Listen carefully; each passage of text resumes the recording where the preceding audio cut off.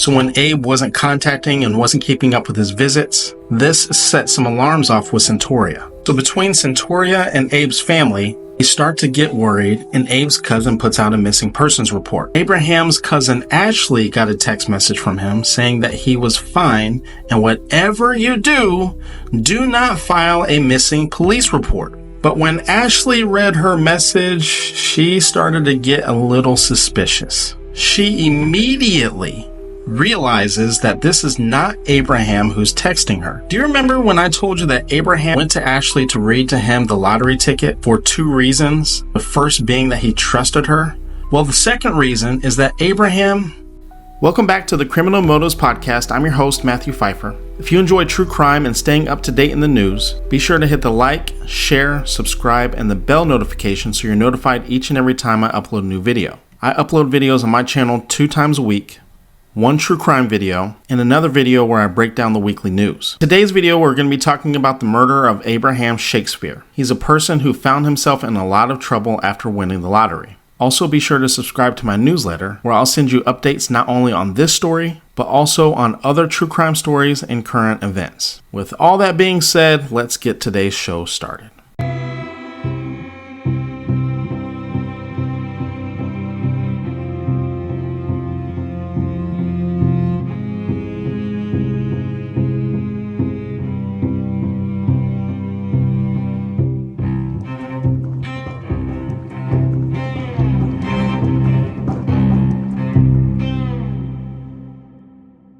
This man won $30 million playing the lottery, but unfortunately that ended up being his biggest blessing and also his biggest curse.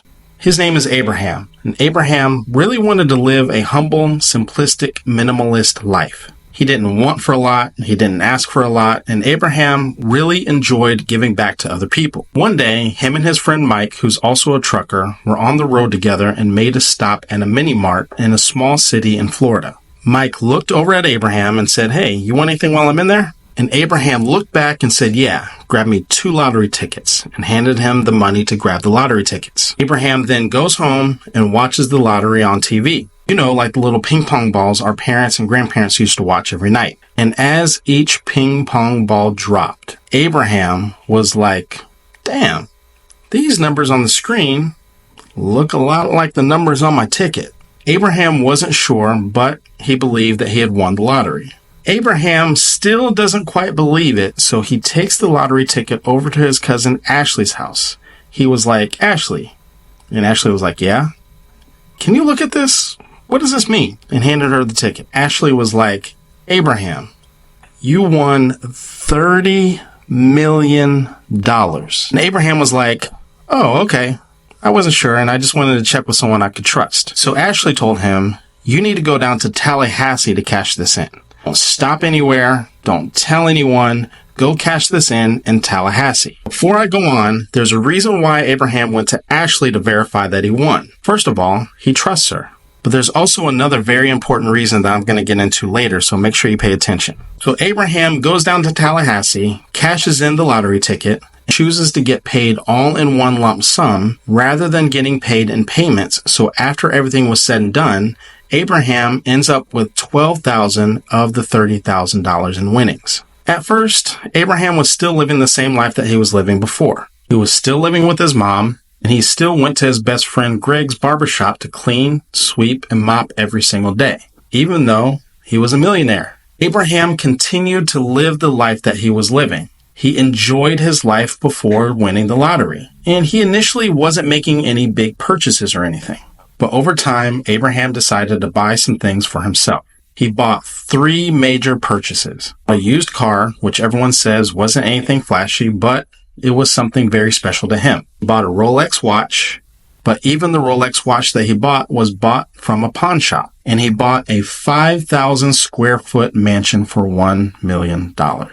One day, he met a stranger named Centauria at a party, and Abraham asked her at the end of the night, "Where are you going after this?" Centauria said, "I might be sleeping in my car tonight." And Abraham said back to her, "Well, you can stay here until you get on your feet." Keep in mind, he had just met this person at the party, and he's now allowing for this person to move in. And these are the type of things that Abraham was doing, not only for friends, not only for family, but even strangers. But like I said before, Abe and Centuria really hit it off and they started dating, and the two of them ended up having a baby.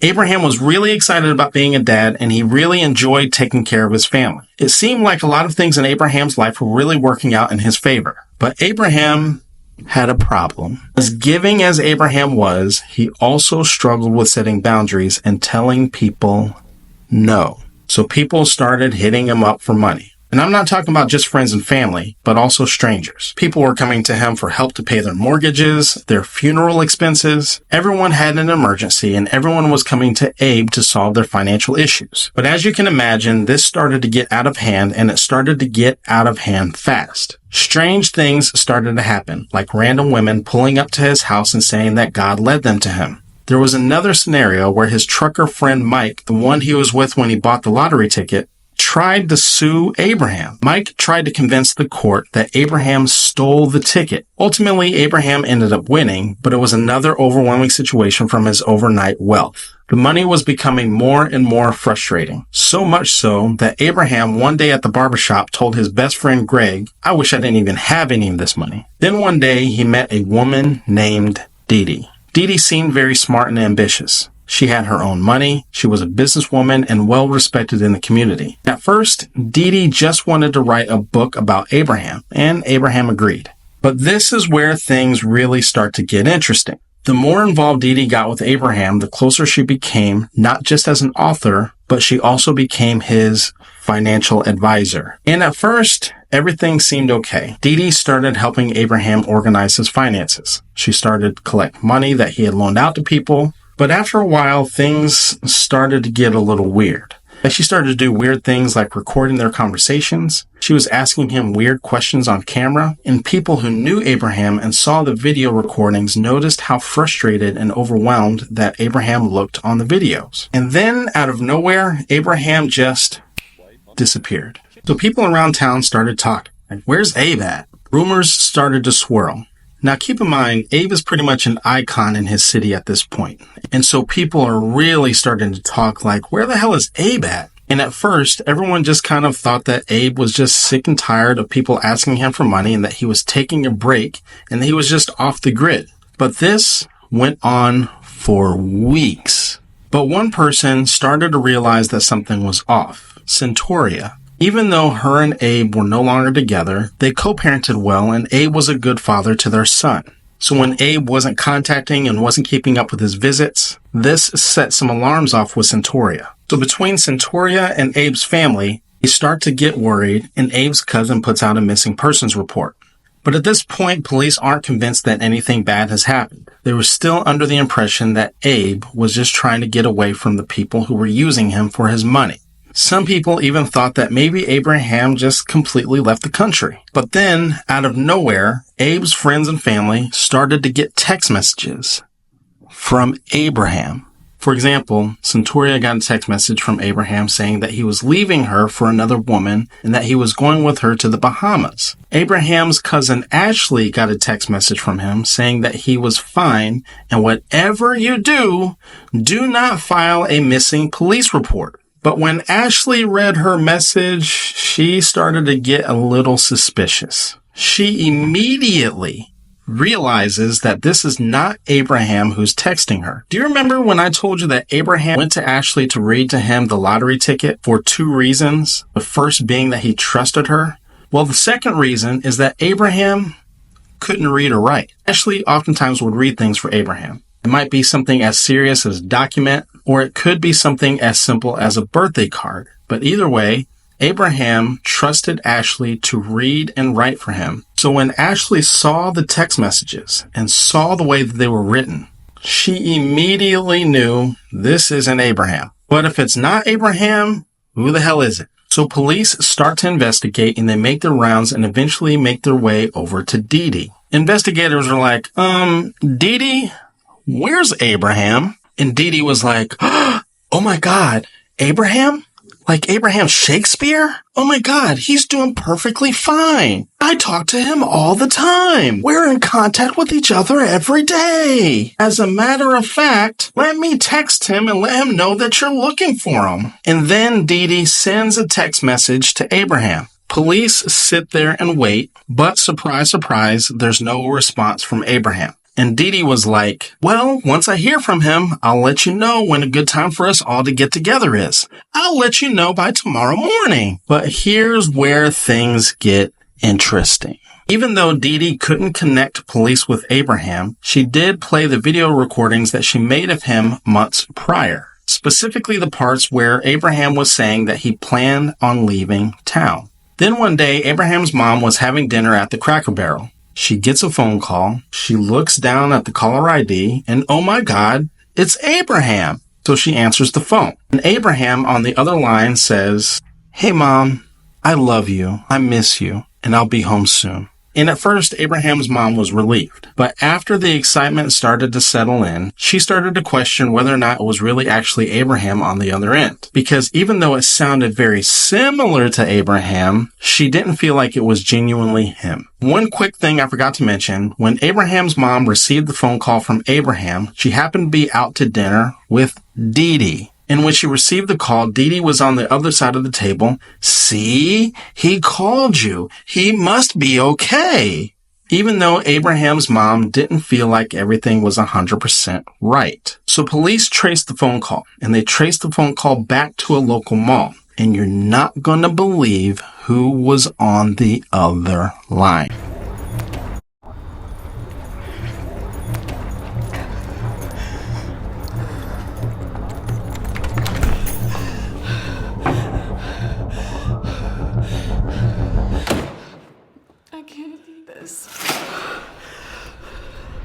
I feel like I can't breathe.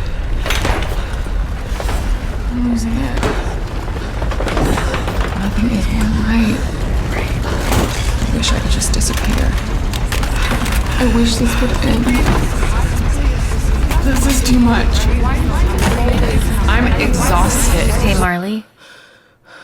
Why don't you walk me through what happened? I had another panic attack earlier. Can we go over some more grounding techniques?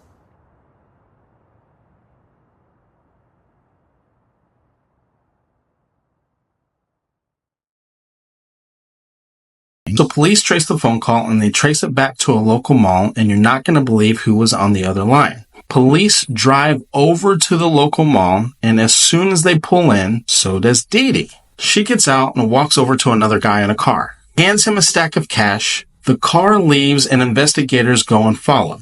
They pull the car over and they tell the man in the car, you have two options. You can either park your car and get out and come with us, or you're going to prison for the rest of your life. So the guy gets out, gets into the police car, and they drive down to the police station. And the person that they were questioning was Abraham's best friend, the owner of the barbershop, Greg Smith. Greg tells investigators that Dee Dee gave him $350 to call Abraham's mom and sound like Abraham to try and help her grieve Abraham being missing. Greg said that he didn't necessarily feel right about it, but he also thought that this was a way of helping Abraham's mom feel better. Then Greg tells police officers, I think that Abraham's dead. The investigator said back to him, we think so too. Then Greg and police work out a deal for Greg to become an informant. Police wanted to use him to get information from Dee Dee. So Greg and Dee Dee meet a few more times and plan on meeting at a hotel. This time Dee Dee wants Greg's help with writing a letter to Abraham's mom. So she gets to the hotel with a laptop, a printer, and she's also dressed head to toe in surgical gear.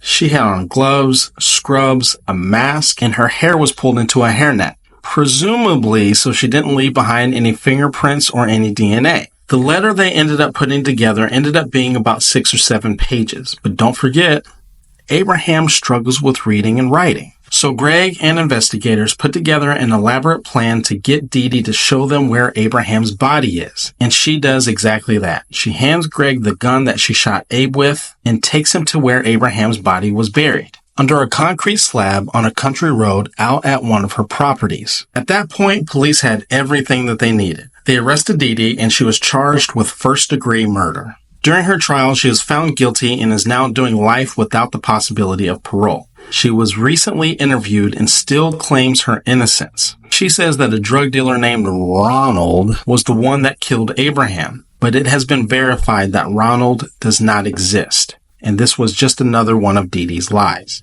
Thank you very much for watching. If you enjoy true crime with a touch of mental health, be sure to subscribe, like, and share, and hit the bell notification so you're notified each and every time I upload a new video. Also in the description, be sure to subscribe to my newsletter where I'll update you not only on this case, but also other true crime stories.